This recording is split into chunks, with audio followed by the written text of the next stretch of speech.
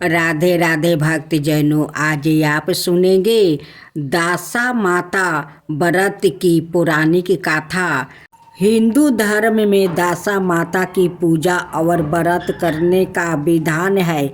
माना जाता है कि जब मनुष्य की दशा ठीक होती है तब उसके सभी कार्य अनुकूल होते हैं, किंतु जब यह प्रतिकूल होती है तब मनुष्यों को बहुत परेशानियाँ होती है।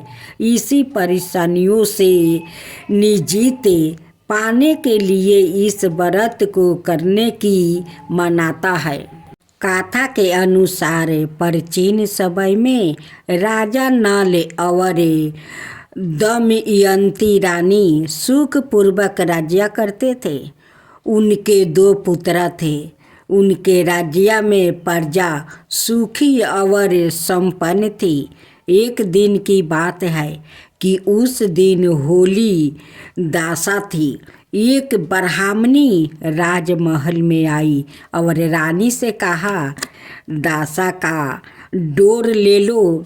बीच में दासी बोली, हाँ रानी साहिबा, आज के दिन सभी सुहागिनों महिलाओं दासा माता की पूजन और व्रत करती है और इसे डोर की पूजा करके गले में बांधती है, जिससे अपने घर में सुख समृद्धि आती है। अतः रानी ने ब्राह्मणी से डोर ले लिया और विधि अनुसार पूजन करके गले में बांध दिया। कुछ दिनों के बाद राजा नल ने दमयंती के गले में डोरे बांधा हुआ देखा। राजा ने पूछा, इतने सोने के गहने पहनने के बाद भी आपने यह डोर क्यों पहना?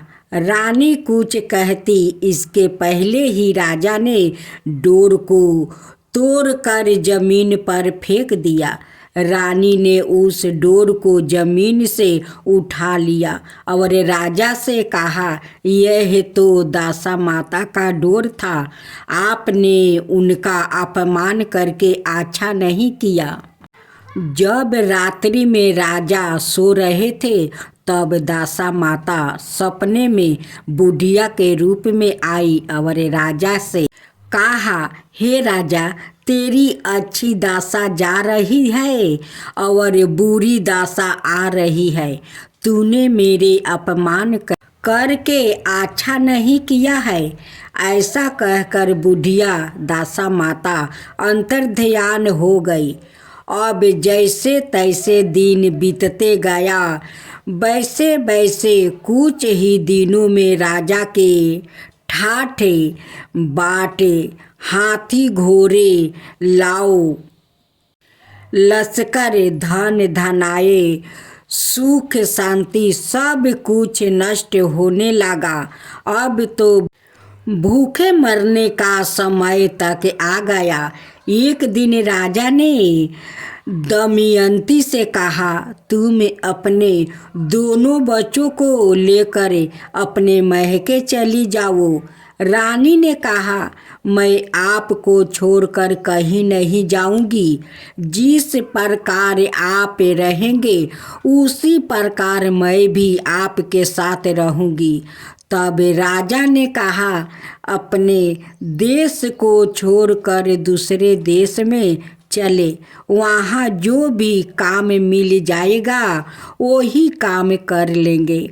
इस प्रकार नल दमयंती अपने देश को छोड़कर चल दिया। चलते चलते रास्ते में भील राजा का महल दिखाई दिया। वहाँ राजा ने अपने दोनों बच्चों को अमांत के तैर पर छोड़ दिया। आगे चले तो रास्ते में राजा का मित्र का गांव आया। राजा ने रानी से कहा, चलो हमारे मित्रा के घर चलो। मित्रा के घर पहुँचने पर उनका खूब आदर सत्कार हुआ और पकवान बनवाकर भोजन करवाया। मित्रा ने अपने शयन कक्ष में सुलाया। उसी कमरे में मोर की आकृति की घंटी पर मित्रा की पत्नी का हीरो जारा मोती हार टांगा था। मध्य रात्रि में रानी की नींद खुली तो उन्होंने देखा कि वो बेजान खूंटी हार को निगल रही है। यह देखकर रानी ने तुरंत राजा को जगा कर दिखाया और दोनों ने विचार किया कि सुबह होने पर मित्रा के पूछने पर क्या जवाब देंगे। अत यहाँ से इसी समय चले जाना चाहिए। राजा रानी दोनों रात्रि को ही वहाँ से चल दिया। सुबह होने पर मित्रा की पत्नी ने खूंटी पर अपना हार देखा। हार वहाँ नहीं था। तब उसने अपने पति से कहा, तुम्हारे मित्रा कैसा है जो मेरा हार चुरा कर रात्रि में ही भाग गया।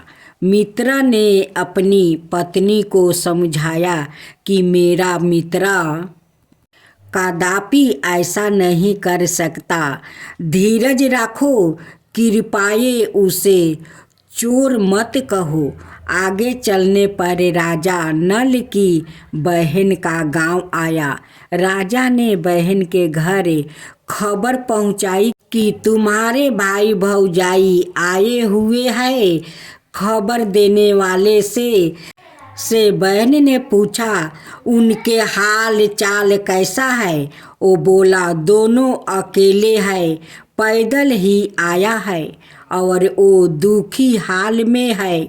इतनी बात सुनकर बहन थाली में कांदा रोटी रख कर भैया भाभी से मिलने आई।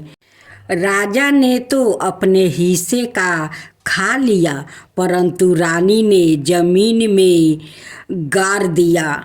चलते चलते एक नदी मिली। राजा ने नदी में से मछलियाँ निकाल कर रानी से कहा, तुम इन मछलियों को भाजो, मैं गांव में से परोस के लेकर आता हूँ। गांव का नगर सेठ सभी लोग को भोजन करा रहा था।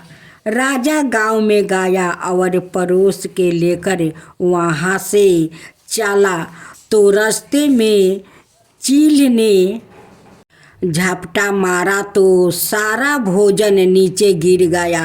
राजा ने सोचा कि रानी विचार करेगी कि राजा तो भोजन करके आ गया और मेरे लिए कुछ भी नहीं लाया।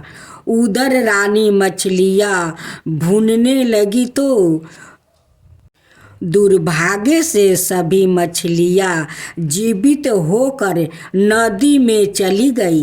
रानी उदास होकर सोचने लगी कि राजा पूछेंगे और सोचेंगे कि सारी मछलियाँ खुद खा गई। जब राजा आए तो मन ही मन समझ गया और वहाँ से आगे चल दिया। चलते चलते रानी के महके का गांव आया। राजा ने कहा, तुम अपने महके चली जाओ, वहाँ दासी का कोई भी काम कर लेना। मैं इसी गांव में कहीं नौकर हो जाऊंगा। इस प्रकार रानी महल में दासी का काम करने लगी और राजा तेली के घराने पर काम करने लगा। दोनों को काम करते बहुत दिन हो गया। जब होली दासा का दिन आया तब सभी रानियों ने सिर धोकर स्नान किया। दासी ने भी स्नान किया। दासी ने रानियों का सिर गूंथा तो राजमाता ने कहा, मैं भी तेरा सिर गूंथ दूं। ऐसा कहकर राजमाता जब दासी का सिर गूंथ ही रही थी तब उन्होंने दासी के सिर में पदम देखा। यह देख कर राजमाता की आंखें भर आई और उनकी आंखों से आंसू की बूंद गिरी। आंसू जब दासी की पीठ पर गिरे तो दासी ने पूछा, आप क्यों रो रही है? राजमाता ने कहा, तेरे जैसी मेरी भी बेटी है जिसके सिर में भी पद्म था, तेरे सिर में भी पद्म है। यह देख कर मुझे उसकी याद आ गई। तब दासी ने कहा, मैं ही आपकी बेटी हूँ। दासा माता के कोप से मेरे बुरे दिन चल रहा है, इसलिए यहाँ चली आई। माता ने कहा, बेटी तूने यह बातें हमसे क्यों छिपाई? दासी ने कहा, माँ मैं सब कुछ बता देती तो मेरे बुरे दिन नहीं कटते। आज मैं दासा माता का व्रत करूँगी और उनसे गलती की क्षमा याचना करूँगी। अब तो राजमाता ने बेटी से पूछा, हमारे जमाई राजा कहाँ है? बेटी बोली, ओ इसी गांव में किसी तेली के घर काम कर रहा है। अब गांव में उनकी खोज कराई गई और उन्हें महल में लेकर आए। जमाई राजा को स्नान कराया, नए वस्त्र पहनाया और पकवान बनाकर उन्हें भोजन करवाया गया। अब दासा माता का आशीर्वाद से राजा नल और दमयंती के अच्छे दिन लौट आई। कुछ दिन वही बिताने के बाद अपने राज्य जाने को कहा। दमयंती के पिता ने खूब सारा धन लाओ, लश्कर, हाथी, घोड़े आदि देकर बेटी जमाई को विदा किया। रास्ते में वही जगह आई जहाँ रानी के मछलियों को भूना था और राजा के हाथ से चील ने झपटा मारने से भोजन जमीन पर आ गिरा था। तब राजा ने कहा, तुमने सोचा होगा कि मैंने अकेले भोजन कर लिया होगा, परंतु चील ने झपटा मारकर गिरा दिया था। अब रानी ने कहा, आपने सोचा होगा कि मैंने मछलियाँ भून कर अकेले खा ली होगी, परंतु वो तो जीवित होकर नदी में चली गई थी। चलते चलते अब राजा की बहन का गांव आया। राजा ने बहन के यहाँ खबर भेजी। खबर देने वाले से पूछा कि उनके हाल चाल कैसे है।